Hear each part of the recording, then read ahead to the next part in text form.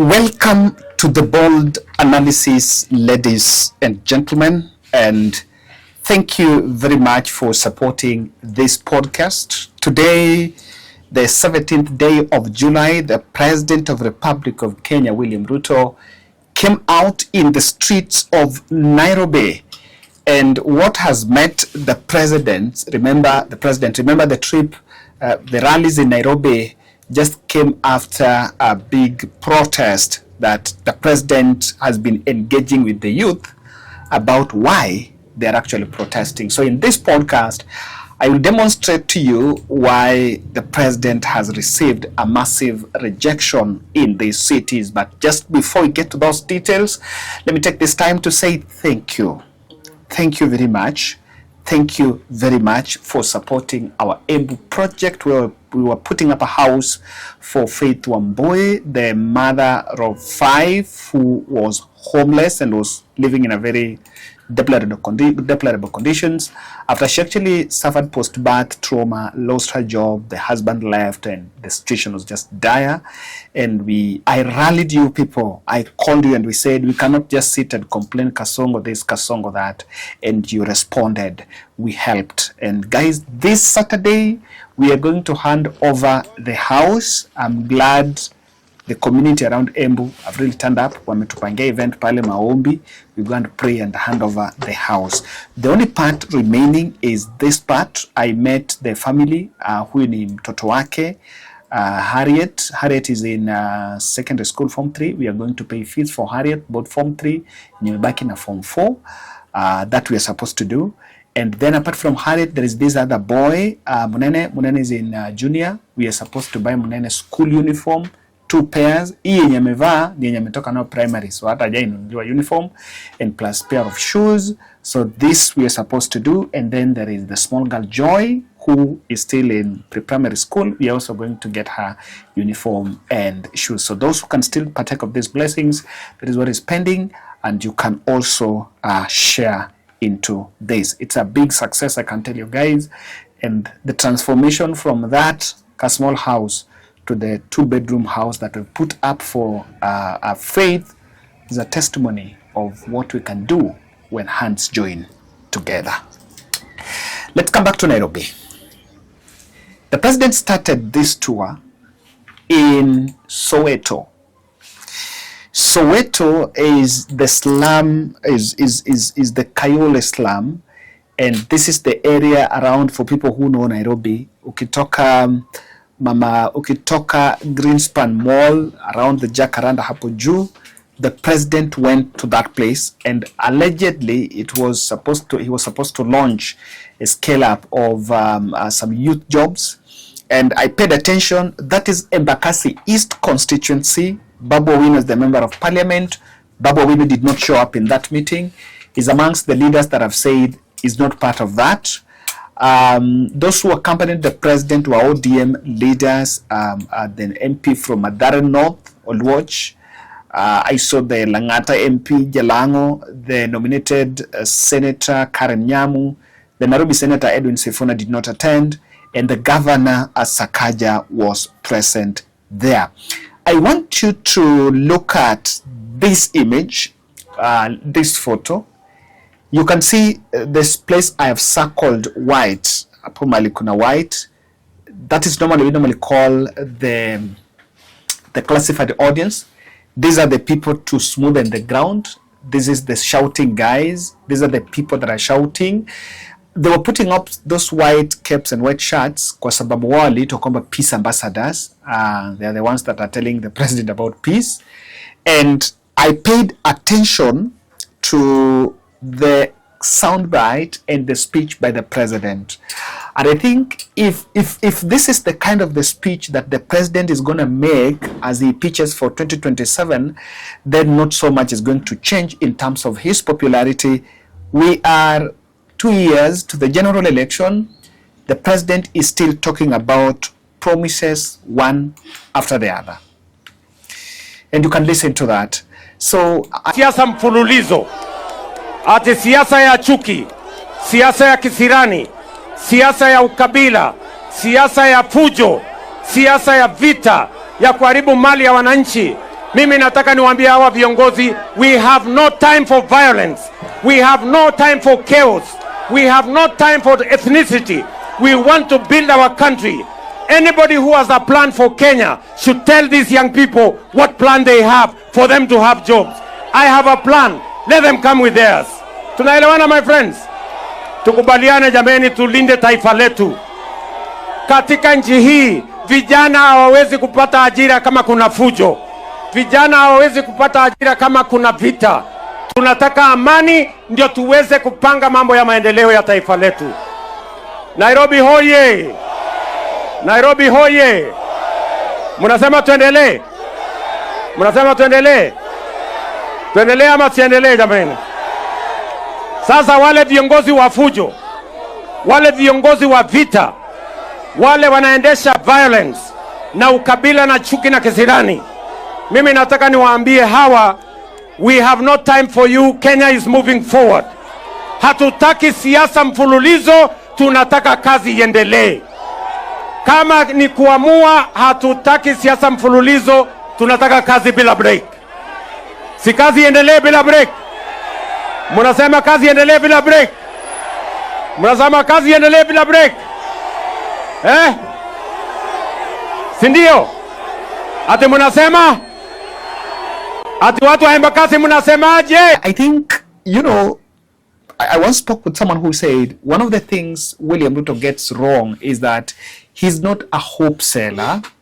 You see, Matiang'i is doing audacity of hope, but himself, he's not a hope seller, because what exactly he is actually telling the people is not what the people want to hear at this point. And this here, in this place, you'll also understand, I paid attention to another pitch he made, and I want you to listen to this part. Jakaranda Stadium is where Bunge la Wananchi happens. You'll understand throughout these pitches what wanamwangalia, and is not as people, the kind of anxiety that is expected, and the language, the coded language trying to speak about this, about the young people, is not simply it. So Jacaranda is where Bunge la Wananchi used to happen. It still goes on there. Jacaranda, the governments want to build affordable housing. But because they know that the community around are against affordable housing, I want you to hear the head of state speaking about building a stadium. Truth be told. Pili, vile vile mimi najua kuna uwanja ambayo mnataka nijenge hapa Jacaranda. Si ndio? Si mnataka stadium hapa Jacaranda?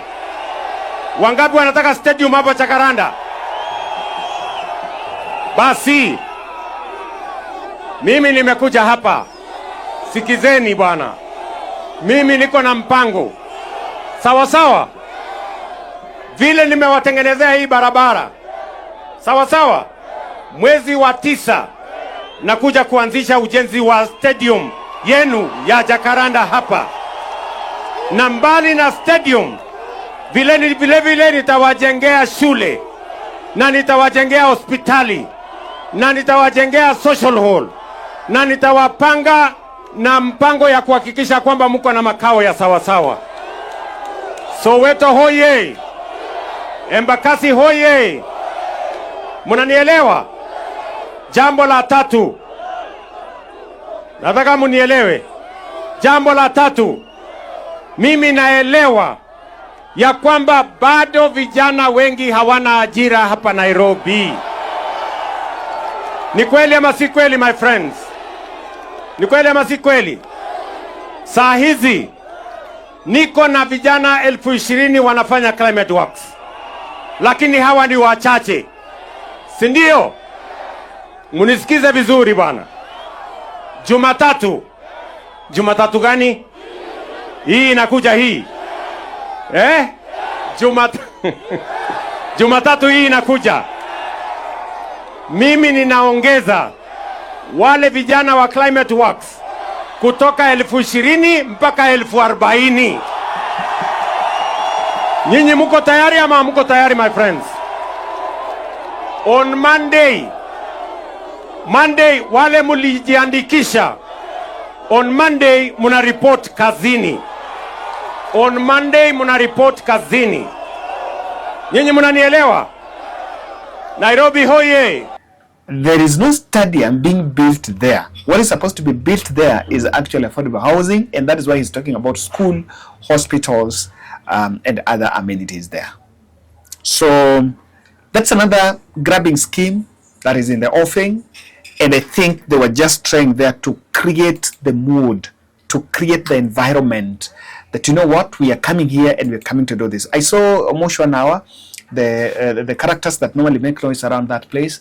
The characters were the ones that were surrounding the president's convoy, cheering, of course. But the reception, you could feel the disconnect, of course, apart from what is normally organized. Now, you will understand, let me tell you something. The people that are around the president's convoy, when you want to mobilize ni wamama. And it is so bad that we've taken this direction. But of course, maybe that is it. After that, the convoy drove straight to Dandora, and I wanted to look at this video. Honestly, I still don't understand the people, the protocol men around the president. In this event, the president went to inspect the Nairobi regeneration project. Hii project ya kusema wanataka kutengeneza the river so that waende kuweka samaki hapo. And I don't know, maybe I'm overreading on this, but why do you think the president must go to do a rally in the river bank, in the bank of the river? Why must they do a project at such a place? I am not simply getting it, because it's not even safe. Even if you want to show people that something is happening there, imagine Rais ameenda karibu hapo, that is a river. Na hiyo ni crowd that is milling around that river. God forbid there is a security breach and people start moving out for safety. How many people will fall in that river? We are not hoping for that. But I think the president's security are in a very difficult moment, because you absolutely, you cannot take people. Ni kama umeenda kufanya rally kwa ferry. Come on. And I saw this even in Homa Bay. You can't go when you find a rally karibu na maji hapo. Na watu wamejaa. And these places sometimes you never know, something happens.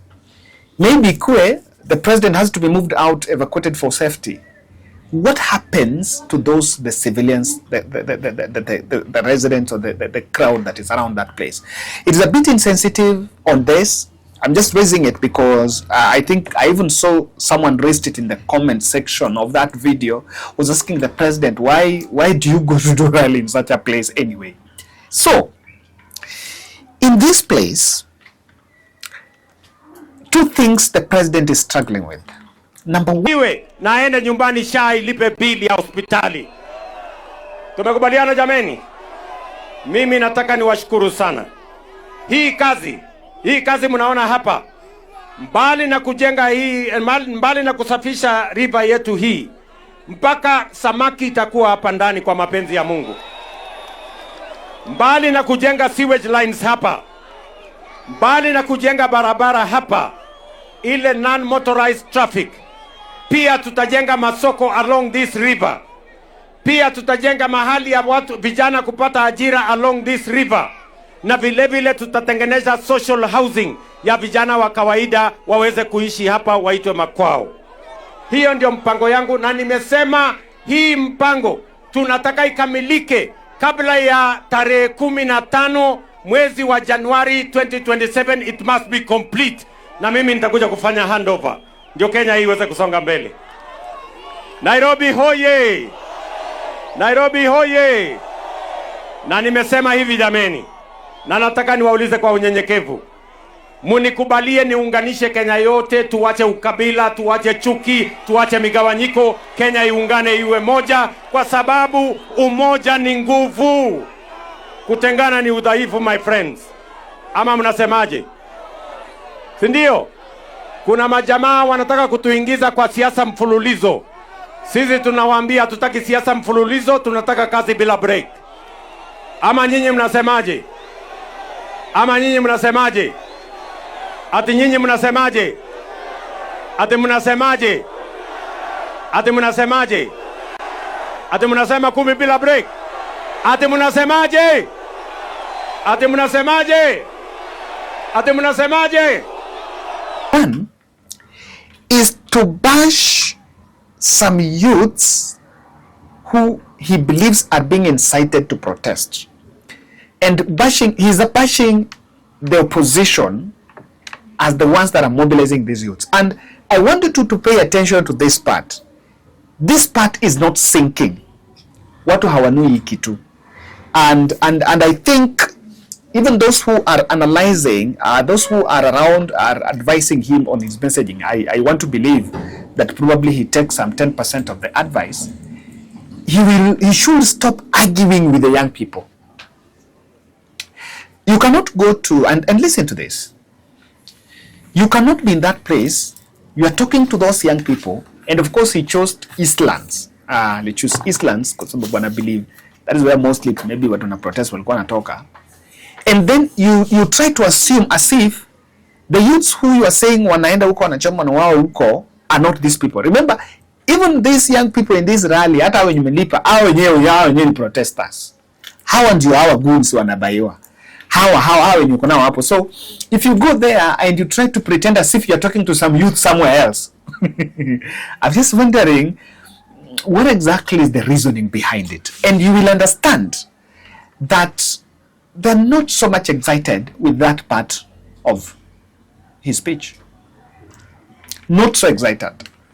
Not so excited. And you will overhear them, of course, some of them really making statements of discontent, especially when the president is talking. The second issue is this.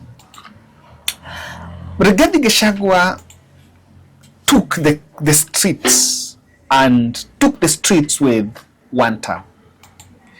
Let me say, after realizing that, 2-term 10 bila break does not counter 1 term. It does not counter 1 term. In fact, kwanza kusema 2 term is not even creative. It does not counter. And you realize, like, when the opposition guys says Arambe, they normally get 1 term. People have already known it. People have already put it in their mind. They're already saying 1 term. Now the president has to convince the masses to say 2 term. Say to kumi bila break. And it is coming more from the politician than from the masses. It's very interesting. I know this rally was also organized to try to test the ground for the empowerment program that probably is being planned. They wanted to feel, what do people think about the empowerment program that is coming? So that's why they also had to get out there and see what they do. But this is something I've realized, and I want to interpret for you the messaging crisis where, you know, in communication there is something called plateau.